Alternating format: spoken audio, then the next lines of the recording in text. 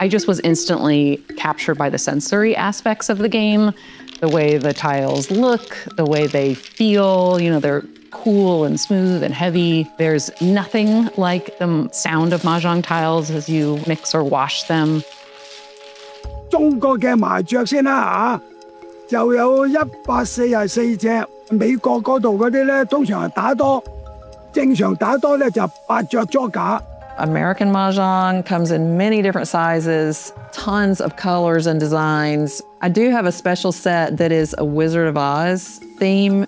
The Glitterville set has cakes, cookies, and donuts for flowers. When I come up with the design, I try to blend the contemporary illustration with the delicacies of the heritage craftsmanship. 初咧早幾年咧諗住咧就係會漸漸式微㗎啦。It's a dying art, and I wanted something special to be in my collection that we would have forever once the carvers are no longer around. 因為我哋已經成差唔多68、9歲啦，成70歲啦，仲點可以再做啊？我做到隻手咧腫咗㗎啦如果做手術咧，一做手術即係退休。一種即係我又唔想呢樣嘢流失，所以我係咁堅持落去嘅咋。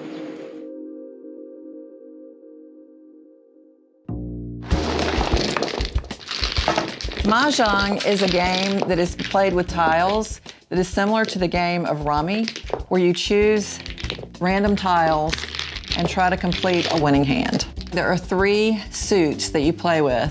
The dots, that are typically round and look like a dot, the cracks, which stands for Chinese characters, and the bams, which are usually green and stands for bamboo.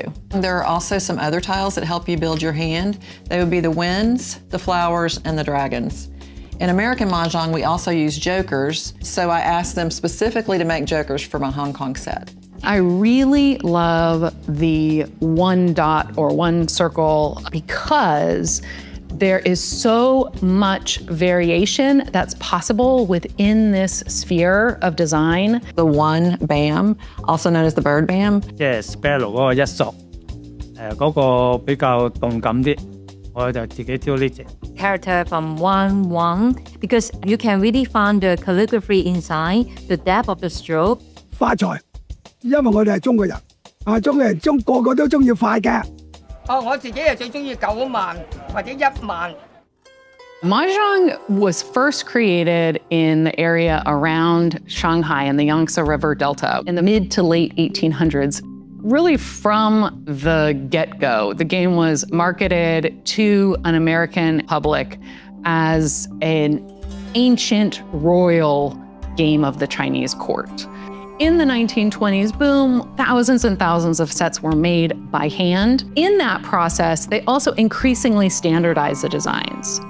But higher end sets, which were made by very, very skilled craftsmen, were carved with often just like a hair's breadth, really delicate scenes. But once they really start being made exclusively by machine and no longer by hand, that standardization process really takes off. 我叫做何秀薇，我1970年喺度學師，13歲做到而家。我哋呢度叫做金髮麻雀。我爸爸1962年帶住4個仔女2公婆，一家6口就喺度生活。我2個細佬佢又唔願做，即係將佢冇咗啦，失傳我又唔想，咁維係下學下啦。我個名叫張順景，我而家嘅年齡咧因為73歲㗎啦，做咗60幾年㗎啦。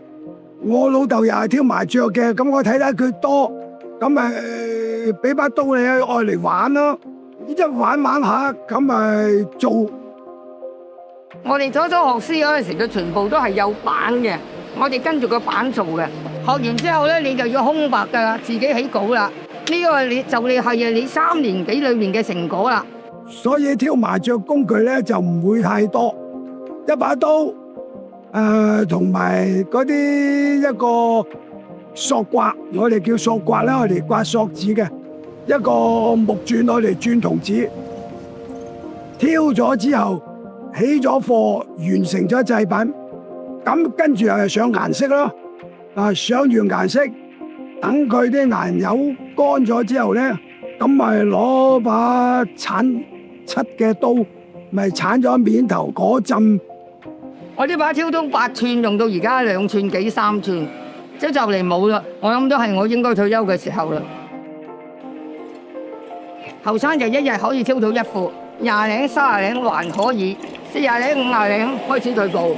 而家我手挑麻雀10日8日咧一副，我而家賣咧手挑嘅就係8000蚊，又買咗。而家咧就多咗外國客嚟幫襯買手挑，好多嘅美國客嚟買。Newly produced hand-carved tiles are really rare and precious these days. Machine-made tiles often do a great job of mimicking some of the designs, but having that kind of signature detail or style that's really communicated only by hand is just inimitable. The Hong Kong tiles, you can tell by touching and feeling that they are an individual work of art. And the tiles that are produced by the American companies are mass-made and they look like they came out of a machine. They're very different from American mahjong. They're chunky and big, and they're not elaborately decorated. You don't use the racks that we use in American mahjong, and you just set them on the table. But I like that they're different and unique, and most people don't have them. I took my first lesson in August or September of 2025. I kept seeing things online about this game, but I knew nothing about it. So I began researching mahjong, and I discovered that many tiles were originally made in Hong Kong. And so I decided to go on this goose chase of getting myself a set from Hong Kong, hand-carved. Somehow, after all my digging, I found a lady on Instagram, and she visited this particular artist, the last female artisan in Hong Kong. After many messages, emails, back and forth, I was sending money to Hong Kong to buy these tiles. I really hope that hand carving tiles continues to exist in an art form. I do think that, particularly thanks to a resurgence of interest in mahjong that's happening globally right now, there is enough of a market that will continue to support artisans who want to continue this craft. My favorite parts about playing are the really cute tiles, the setup of the game. American mahjong, it's not just about playing the game, it's about all the aesthetics that go along with it. A mahjong tablescape typically involves your mat, your racks, coasters, dice dishes. There's a whole world out there of people wanting to get their tablescape perfected. And so they go to each other in the group and say, I have this set of tiles, what mat and racks would you suggest? Or I bought these racks today, what tiles would go with that? What's happening right now is quite new in that some American mahjong companies that are based, the designers are based in the United States, but they're generally being made in China. They might be playing with references to American mahjong culture and slang that another person who plays a different kind of mahjong wouldn't be familiar with. I'm not a mahjong purist. I started this thing just 6-8 months ago. So I love all the new designs, but I can understand people who have been playing for 50 years, or maybe their grandmother played. It's probably a little odd to see things that aren't the traditional faces on the tiles. We are reaching a point where it's a fair question to ask if a game is played with unrecognizable equipment. Is it actually the same game still, or has it changed to the point of becoming something else?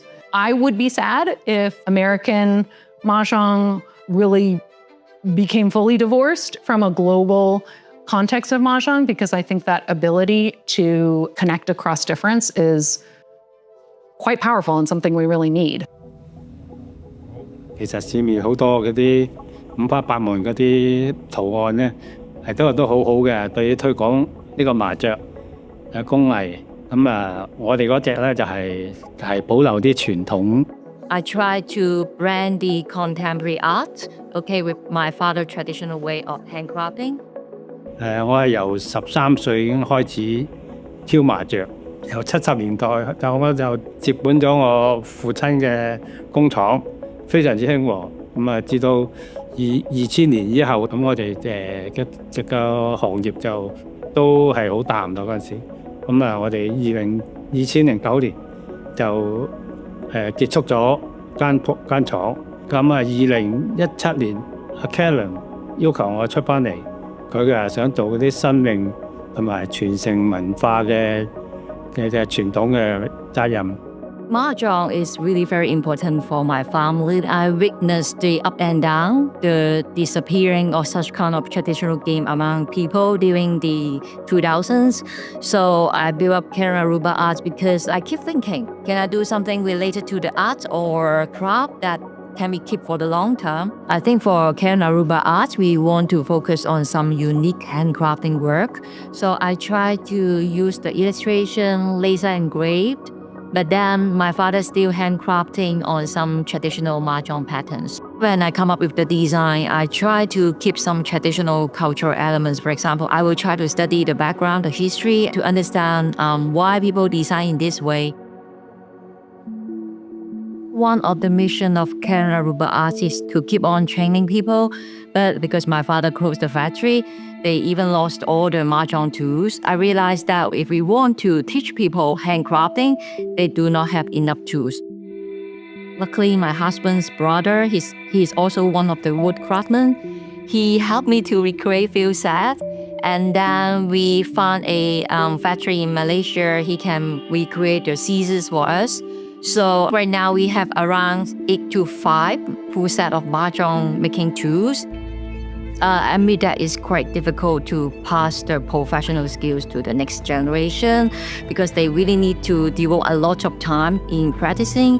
But I do see that my role helped to build up the gap between the next generation and my father, the traditional elderly's craftsmanship. If we keep on doing something, I still trust that we can keep on moving on passing such kind of skills. 最近多咗好多年青人嚟睇下我哋點樣手挑嗰啲麻雀，而且日嚟呢度有上堂，咁都係好有希望呢個傳承落去。我哋做得幾多就幾多咯，因為